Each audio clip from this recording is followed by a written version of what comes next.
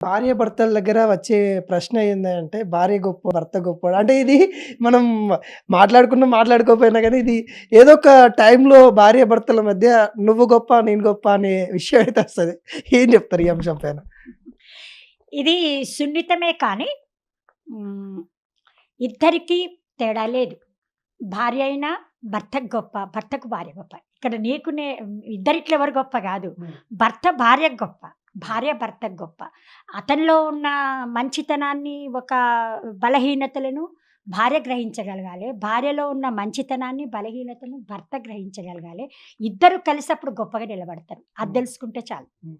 ఇంకోటి మేడం అంటే చిన్నగా మనం చూస్తా ఉన్నాం. చిన్న చిన్న బాలికల పైన మనం ఎల్బీ నగర్‌లో గావచ్చు, పాఠశాలలో పీఈటీ మాస్టరు కావచ్చు, అత్యాచారాలు ఇవి ఈ దుర్మార్గము ఎట్లా చేస్తే బావుంటుంది? ఇంకా వీటిపైన ఎటువంటి కఠినమైన చర్యలు తీసుకోవాలంటే ఏం చెప్తారు?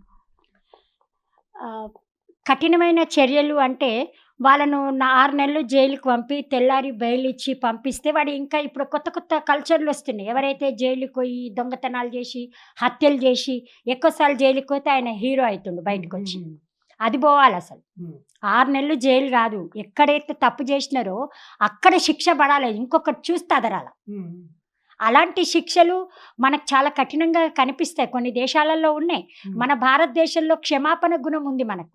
ఈ క్షమాపణ గుణం ఆడపిల్లల మీద అత్యాచారాలు చేసే వాళ్ళ విషయంలో మాత్రం అస్సలు ఉండవద్దు.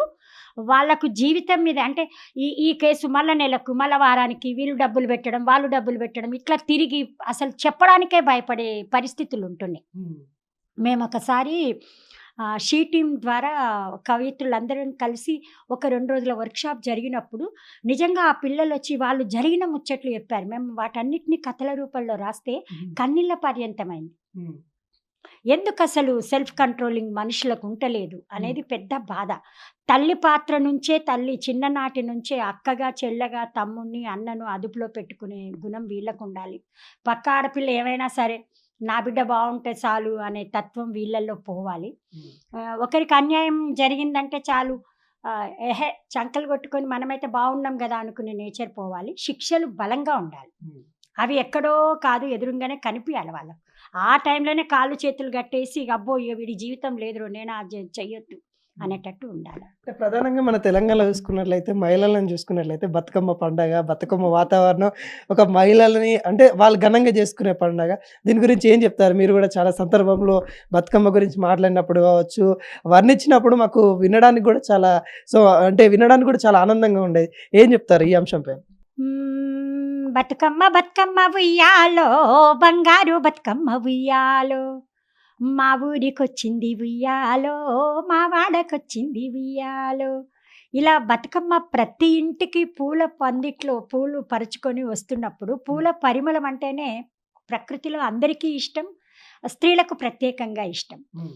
అయితే ఈ నిజంగా అంతర్జాతీయ మహిళా దినోత్సవం కాబట్టి బతుకమ్మ పాటల్లో ఉన్న స్త్రీల బతుకు ఇక్కట్లు చెప్తే హ్మ్. కన్నీరు పర్యంతమవుతాం. నక్క అండాలమ్మ అని మన భువనగిరిలో స్వాతంత్రం వచ్చిన తర్వాత ఉరి శిక్ష పడ్డ తొలి కేసుగా చెప్పుకుంటారు. హ్మ్. ఇది బతుకమ్మ పాటగా మారింది.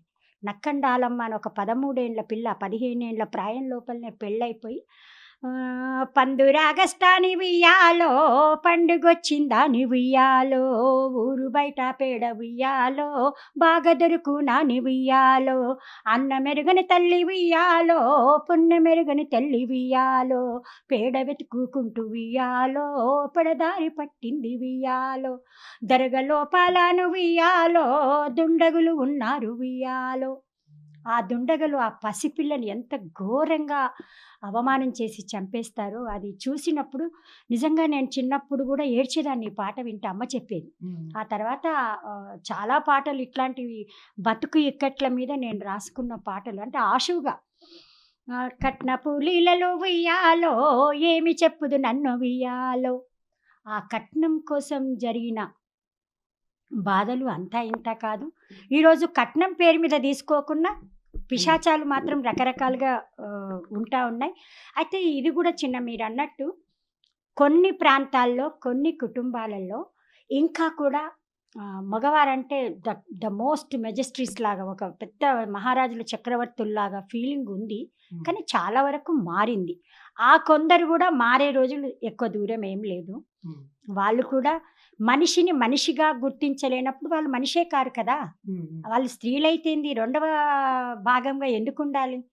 జన్మనిస్తుంది అంతే తప్ప వేరే విషయాలేం తప్పు చేస్తలేరు కదా వాళ్ళు. మీకింక జన్మనిచ్చి, పాలిచ్చి, ఆ అమ్మ చనుబాల మట్టి గీతం అంటూ రాశాను.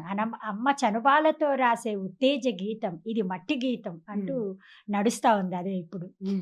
అంటే